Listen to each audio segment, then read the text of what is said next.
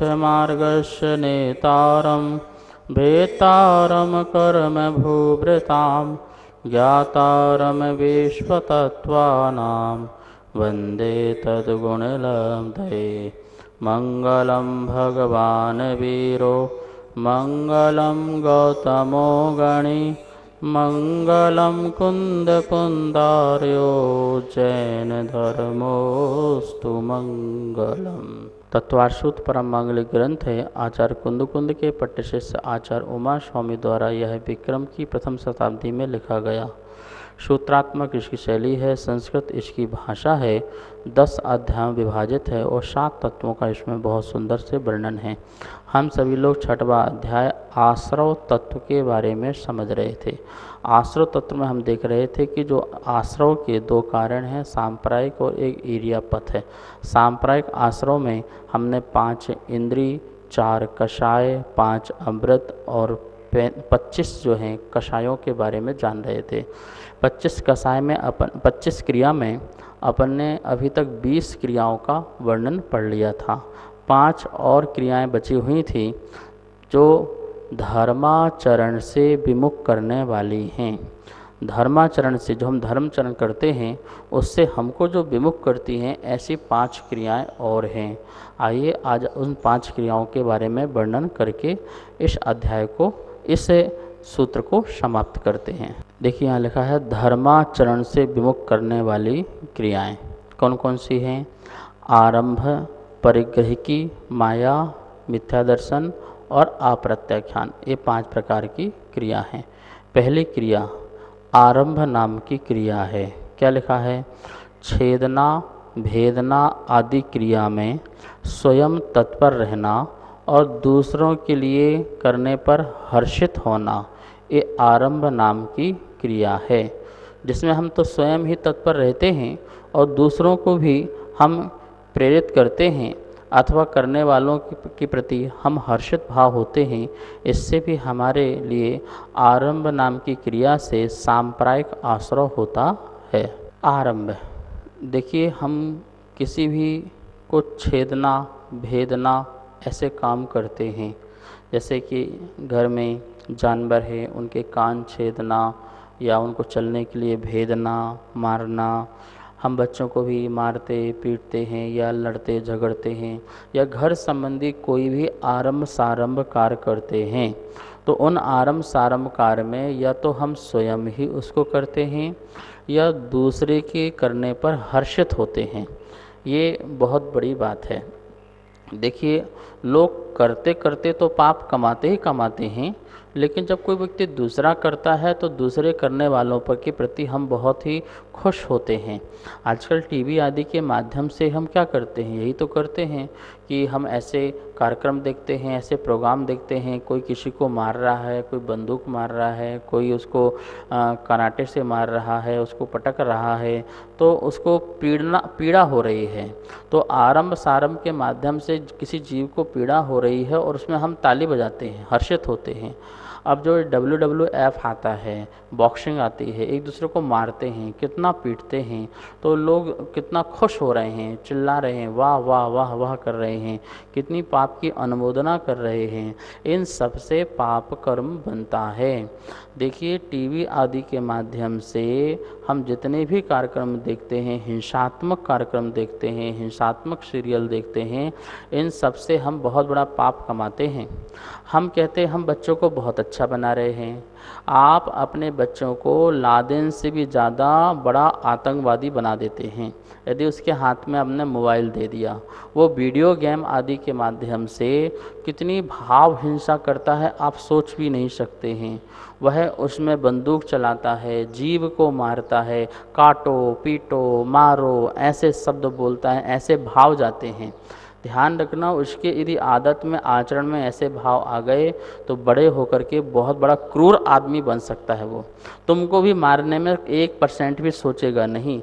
दूसरों को तो सोचो, दूसरों को तो बहुत बड़ी बात है, अपने परिवार को भी मारने काटने में वो 1 मिनट भी लगाएगा नहीं। जब उसके परिणामों में ऐसी हिंसात्मक प्रवृत्तियां भर जाएंगी तो ये आरंभ नाम की क्रिया, बोले इससे भी क्या है, कर्मों का आश्रय होता है। आप अपने बच्चों को इस प्रकार के गेम मत खेलने दें। आप बोलते हैं कि बच्चा हमारी बात नहीं मानता है, यदि बच्चा बात नहीं मानता है तो आपके आश्रय वाला व्यक्ति है, वो आपके आश्रय में रहने वाला है, आप उसे ज़बरदस्ती इस प्रकार के साधन उपलब्ध मत कराएं और आप भी स्वयं कंट्रोल करें। देखते हैं घर में सभी लोग अपने अपने स्थान में कमरे में बैठे, कोई वहाँ बैठा कोई वहाँ बैठा, सब गेम में लगे हुए हैं। भाव हिंसा इतनी ज़्यादा हमारे माइंड में पनप रही है, जिसके माध्यम से हमारा जो आत्मा है वो हिंसक आत्मा बन रहा है। और यही बात यहाँ पर कह रहे हैं कि आरंभ नाम की जो क्रिया है, किसी को छेदने में, भेदने में, मारने में, काटने में स्वयं ही तत्पर होना, अथवा दूसरों जो कर रहे हैं उनके प्रति क्या होना, हर्षित होना, खुशी मनाना, तो इन सब से कौन सी, आरंभ नाम की क्रिया। क्योंकि ऐसे परिणामों से हमारे आत्मा के प्रदेश जो हैं उनमें कंपन होता है, वो योग चंचल होते हैं और उस योग के माध्यम से आश्रय, कर्मों का आश्रय होता है। फिर ऐसा छेदना भेदना हमारे साथ भी होता है, क्योंकि हम दूसरों जीवों के साथ ऐसा सोच रहे हैं और ऐसा कर रहे हैं, तो वो सब चीज़ जो है हमारे पर भी लागू हो जाती है। भगवान महावीर स्वामी कहते हैं, जो तुम लौटा रहे हो वही लौट के आएगा, जो तुम दे रहे हो वही लौट के आना है। तुम क्या दे रहे हो, तुम यही परिणाम दे रहे हो अपने आप को हिंसा के, तो हिंसा का ही लौट के आना है। किसी का छेदन भेदन कर रहे हो तो तुम्हारा छेदन भेदन होना है, किसी को मार काट रहे हो तो तुम्हारा मार काट होना है। तो इस प्रकार से आरंभ नाम की क्रिया, आरंभ नाम की क्रिया में और भी हमें ध्यान रखना है, गृहस्थी संबंधी झाड़ू लगाना, पोंछा लगाना, बर्तन धोना, कपड़े साफ करना आदि अनेक प्रकार की क्रियाएं होती हैं। बहुत ही सावधानी पूर्वक उसमें भी हमें करना चाहिए, क्योंकि अधिक से अधिक हिंसा ना हो जीवों की, इस प्रकार का हमें शोधन पूर्वक कार्य करना चाहिए। और वहाँ पर जीव ना पड़े इसके पहले ही हमें अपनी व्यवस्था ऐसी करना चाहिए कि जीव ना पड़े, हमें जीवों को मारना ही ना पड़े। हम संकल्प पूर्वक कहीं चींटियों को मारते हैं, कहीं मच्छरों को मारते हैं, कहीं कॉकरोच को मारते हैं और कहीं मच्छरों को मारते हैं। कितने जीवों की हिंसा हम संकल्प पूर्वक करते हैं अपने जीने के लिए। तो हम ऐसा काम करें कि वहाँ जीव ही पैदा ना हो, जिससे हमें मारने आदि के भाव भी प्रकट ना करना पड़े और द्रव्य हिंसा भी ना करना पड़े। ये सभी द्रव्य हिंसा और भाव हिंसा ये आरंभ में आ जाती है, और ऐसी क्रियाओं को करने से हमें नित्य ही पाप का बंध होता है, पाप का आश्रय होता है। ये पहली जो क्रिया है ये धर्माचरण से विमुख करने वाली क्रिया है। क्यों है धर्माचरण से विमुख करने वाली? धर्म तो अहिंसा सिखाता है ना, धर्म तो किसी को दुख देना नहीं सिखाता है, धर्म तो किसी को कष्ट देना नहीं सिखाता है।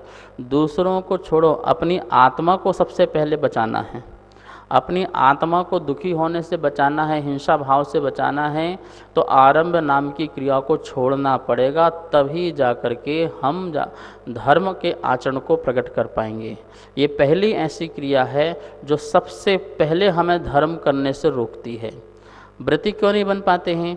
जब हम आरंभ सारंभ ऐसे करेंगे, खेती बाड़ी करेंगे और भी ऐसे काम करेंगे, ऐसा व्यापार करेंगे जिससे बहुत हिंसा होती है, तो बोले हम व्रती नहीं बन पाएंगे। तो पहला स्थान तो वहीं पर आपको रोक दिया गया कि आप आगे नहीं बढ़ पा रहे हैं, तो व्रती नहीं बन पाए, फिर महाव्रती नहीं बन पाए। आप सोचिए, आरंभ नाम की ऐसी मुनिराज कोई आरंभ करते हैं क्या? खाना बनाते हैं, भोजन बनाते हैं, कपड़े धोते हैं, नहाते हैं, धोते हैं, मार्केट जाते हैं, पैसा कमाते हैं, क्या करते हैं? समस्त प्रकार के आरंभों का त्याग कर दिया है। अपने हाथ से भी भोजन नहीं बनाते, अपने हाथ से भी अपने लिए कार्य नहीं करते हैं। तो इस प्रकार से उन्होंने समस्त प्रकार का आरंभ का त्याग कर दिया है, और इसलिए वो निरारंभी हो गए हैं, आरंभ रहित हो गए, इसलिए वो धर्माचरण में आगे बढ़ गए, धर्मात्मा बन गए। तो हमारे धर्म के आचरण में सबसे पहले विमुख करने वाली क्रिया है आरंभ नाम की क्रिया, उसको हमें धीरे धीरे त्याग करके पूर्ण त्याग कर देना चाहिए। ये पहली क्रिया हुई, और वैसे 21 नंबर की ये क्रिया कहलाती है। अब अपन 22 नंबर की क्रिया देखते हैं, पारिग्रहिकी क्रिया। अब 22वें नंबर की जो क्रिया है यहाँ लिखा है पारिग्रहिकी। देखिए, परिग्रह शब्द से ही क्या बना है? परिग्रह शब्द तो जानते हैं आप लोग, परिग्रह, चारों तरफ से जो हमें ग्रह दे, दुख दे, वो परिग्रह कहलाता है।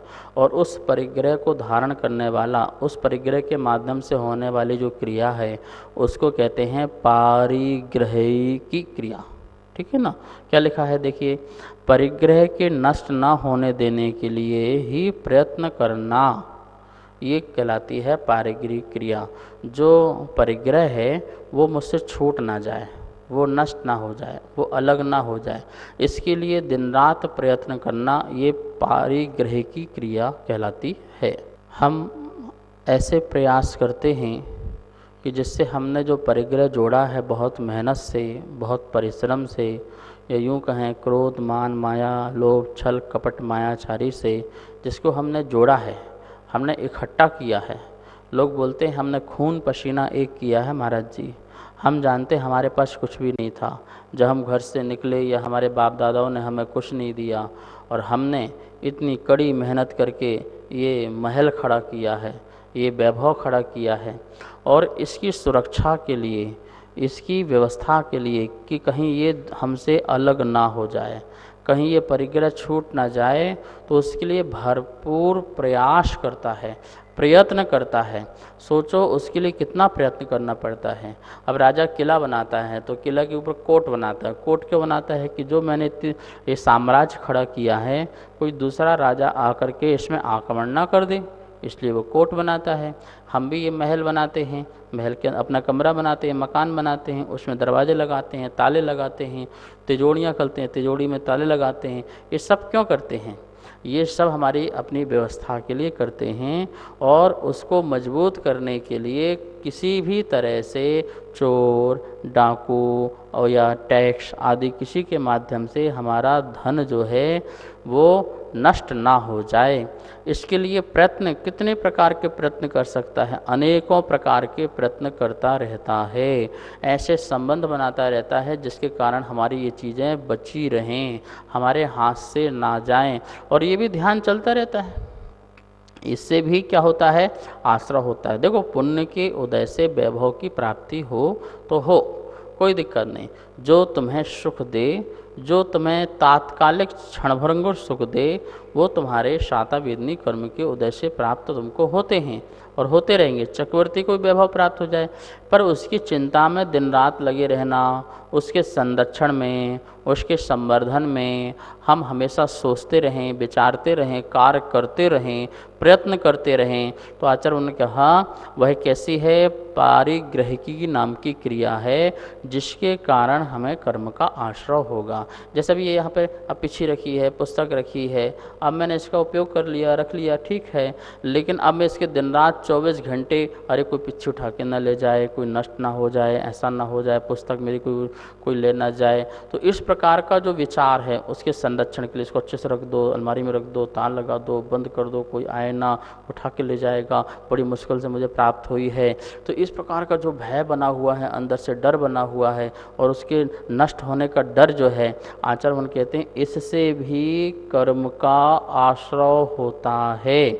जो तुम्हें प्राप्त है वो प्राप्त रहे, कोई बात नहीं, वस्तु को इतनी उससे मूर्छा मत करो, और उस मूर्छा को फिर संरक्षण करने के लिए इतना प्रयत्न मत करो कि आप आकुल हो जाओ, आप व्याकुल हो जाओ और अपने धर्माचरण को छोड़ दो।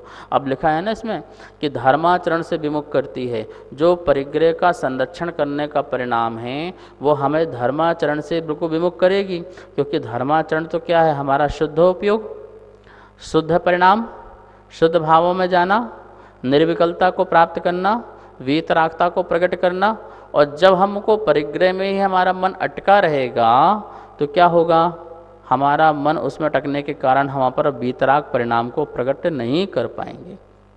तुम्हारे पास गाड़ी है, घोड़ा है, बंगला है, सब है, और यदि किसी व्रती के पास भी गाड़ी घोड़ा बंगला सब है, तो क्या होगा, वो उसके लिए विकल्प आएगा, और उसके विकल्प के संरक्षण के लिए वो बार बार मन वहाँ उसको जाएगा, लोगों से बात करेगा, चर्चा करेगा, प्रयत्न करेगा, भाई इसको यहाँ रख दो, ऐसा रख दो, कोई रात को चोर न ले जाए, ऐसा न ले जाए, इस प्रकार का विचार चलता रहेगा।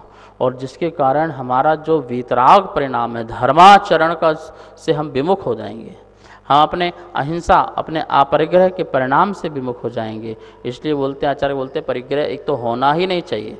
यदि श्रावक के पास है तो उसके लिए प्रयत्न के लिए आकुलता नहीं होना चाहिए, और मुनिराज के पास तो होना ही नहीं चाहिए। तो इस प्रकार से ये जो दूसरी नंबर की जो क्रिया है, और वैसे देखा जाए तो यह जो है 22वीं नंबर की क्रिया है, पारिग्रह की नाम की क्रिया, जिससे कर्मों का आश्रय हुआ करता है। नमोस्तुचार्य। जो परिग्रह मुनि संग में रहता है उसका दोष किसको लगता है? मुनि संगों के साथ जो परिग्रह होता है, जैसे उनके साथ रहने वाले क्षुल्लक हैं, क्षुल्लिका हैं, एलक हैं, माताजी हैं और त्यागी वृत्ति आदि हैं, ये उनके अपने निज समान होते हैं, मुनि के समान नहीं होते हैं। मुनि का तो पिछी है, कमंडल है और शास्त्र है, उनकी चटाई है आदि। इस प्रकार से वो उनका जो उस समान में राग है वो उनका इतना परिग्रह कहलाएगा, और नियम से वो परिग्रह है, क्योंकि उनसे राग होगा, मेरे शास्त्र कहाँ है, मेरी पिछी कहाँ है, मेरा कमंडल कहाँ है, क्योंकि ये धर्म संबंधी संयम उपकरण हैं। तो उन उपकरणों से भी मुनिराज को प्रमत्त दशा में राग होता है। अप्रमत्त दशा में उनके प्रति विकल्प भी नहीं आता है। लेकिन मुनिराज के पास बुद्धिपूर्वक और भी ऐसे वस्तु सामान हैं जो गृहस्थों वाली वस्तुएं हैं, तो वो नियम से परिग्रही हैं, फिर वो अपरिग्रही नहीं होंगे। तो इस प्रकार से यहाँ पर यदि वो है तो वो कह रहे हैं धर्माचरण से विमुख करने वाली वो क्रिया है, क्योंकि उसका विकल्प होगा। अब देखिए जैसे मुनिराज का 10 प्रकार का परिग्रह का त्याग हो गया। क्या क्या त्याग हो गया? हिरण, स्वर्ण, धन, धान, दासी, दास आदि ये सब त्याग हो गए। तो यदि ये वो उनके पास ये हैं तो फिर वो परिग्रह कहलाएगा। जैसे सोने की माला, चांदी की माला आदि, इस प्रकार से हिरण स्वर्ण हो गया, ये उनका परिग्रह कहलाएगा। अब आप कहेंगे ये तो संयम का उपकरण, ये तो ध्यान का उपकरण है। ध्यान के उपकरण भी ऐसे रखना है जो कीमती वस्तु ना हो, क्योंकि कीमती वस्तु जो होगी वो हमें कहीं ना कहीं से विकल्प देगी। कोई उठा ना ले, कोई चोरी ना कर ले, आहार करने जा रहे हैं तो कोई ले ना जाए, ताला लगा दो, इसमें ये लगा दो, बंद कर दो, तो कितने सारे विकल्प होंगे। तो उससे हमारा जो क्षमता रूप परिणाम है वो क्षमता रूप परिणाम जो है नहीं रह पाएगा, विषमता आ जाएगी, वीतरागता में कमी आ जाएगी। तो इसलिए निर्विकल्प होने के लिए बहुत अधिक मूल्यवान वस्तु नहीं होना चाहिए, क्योंकि इससे विकल्प हमको नहीं होगा। तो ये पारिग्रह नाम की जो क्रिया है यही सिखाती है कि यदि आप उसके परिग्रह को नष्ट ना हो, मेरे पास बना रहे, ऐसा विचार चलता रहेगा तो इससे भी कर्म का आश्रय सतत ही होता रहेगा। अब 23वीं नंबर की जो क्रिया लिखी है यहाँ पर माया नाम की क्रिया लिखी हुई है। क्या लिखा है? ज्ञान दर्शन आदि के विषय में छल करना। धर्माचरण की अपेक्षा तो ये 3 नंबर की क्रिया है, और वैसे कंटिन्यू में 23 नंबर की क्रिया है। ज्ञान दर्शन आदि आदि आदि सब लगा लेना के विषय में छल करना, ये माया नाम की क्रिया है, जिसके कारण क्या होता है? कर्म का आश्रय होता है। इस मायाचार के कारण भी हम धर्माचरण से विमुख हो जाते हैं। जैसे कि अब ज्ञान में छल करना, ज्ञान मेरा नहीं है, किसी और का है, और उसे अपना कह कर के प्रस्तुत करना, ये मायाचारी है। ये भी धर्म से विमुख करने वाले परिणाम हैं।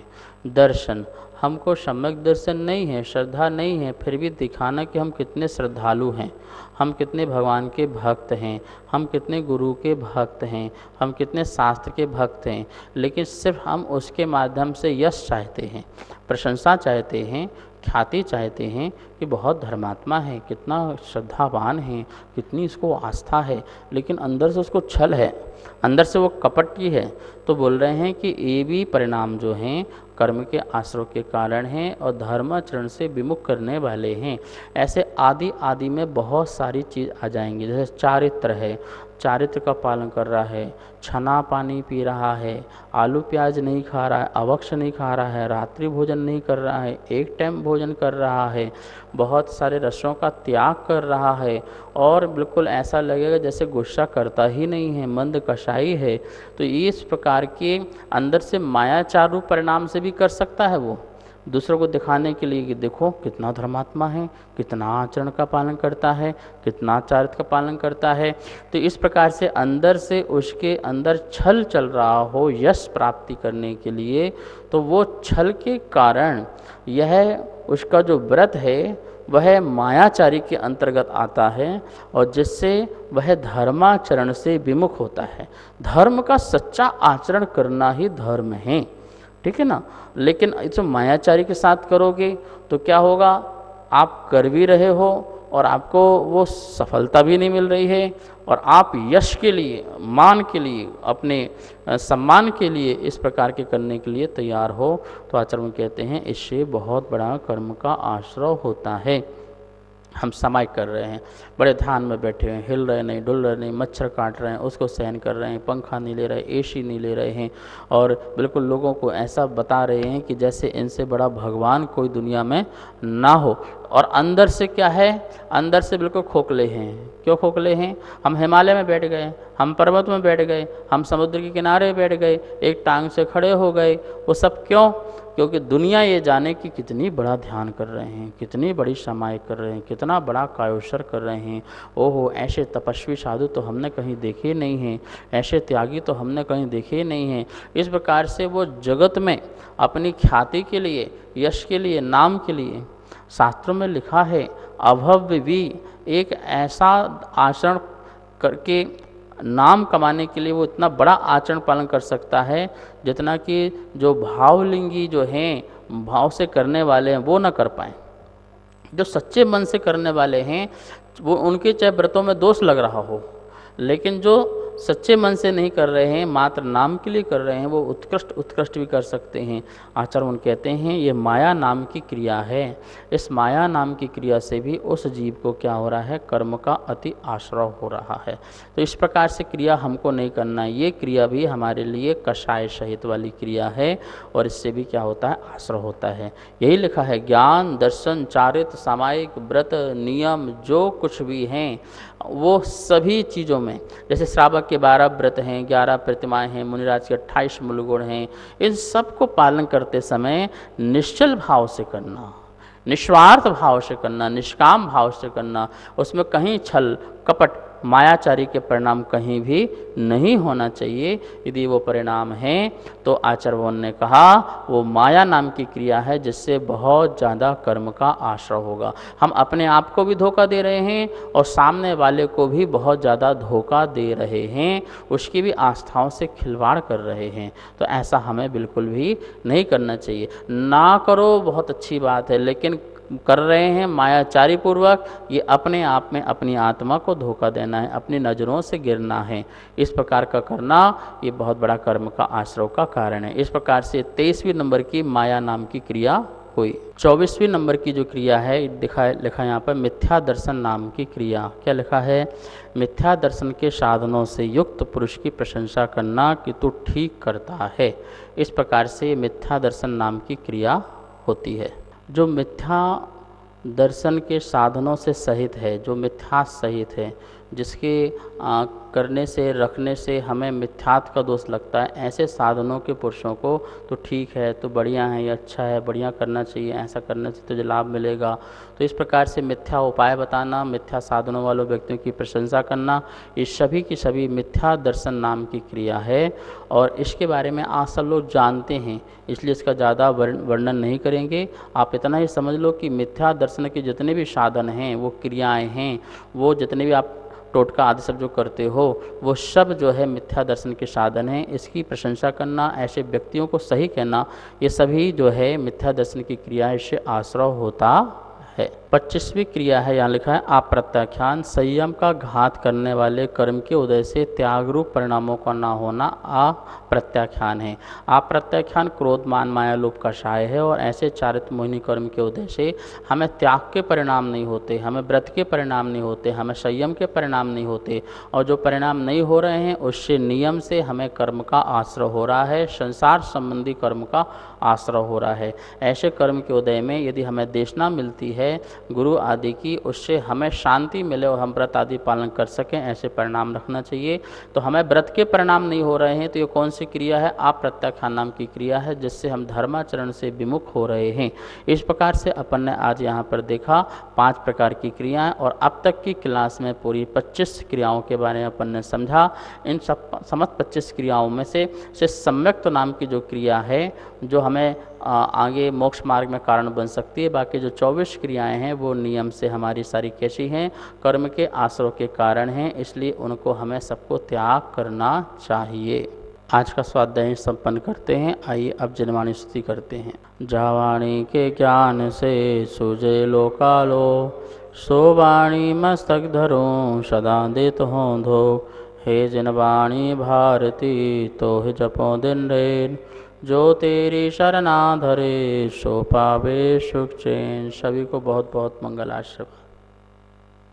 सभी को सादर जय जिनेन्द्र। तत्वार सूत्र के द्वितीय अध्याय की पुस्तक छपकर आ चुकी हैं, जो कि आपको लॉकडाउन के बाद प्राप्त हो जाएंगी। आप अगर तीसरे अध्याय की पुस्तक छपवाना चाहते हैं तो नीचे दिए गए नंबर पर संपर्क करें। जय जिनेन्द्र।